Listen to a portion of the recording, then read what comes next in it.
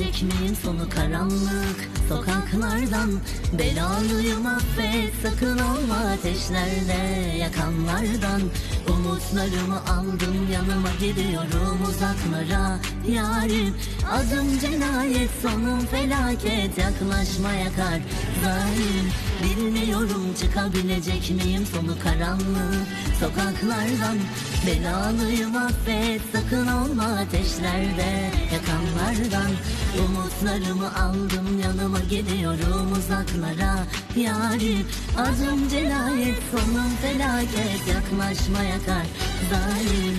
Bilmiyorum çıkabilecek miyim sonu karanlık sokaklardan.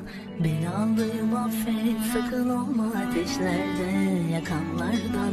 Umutlarımı aldım, yanıma gidiyorum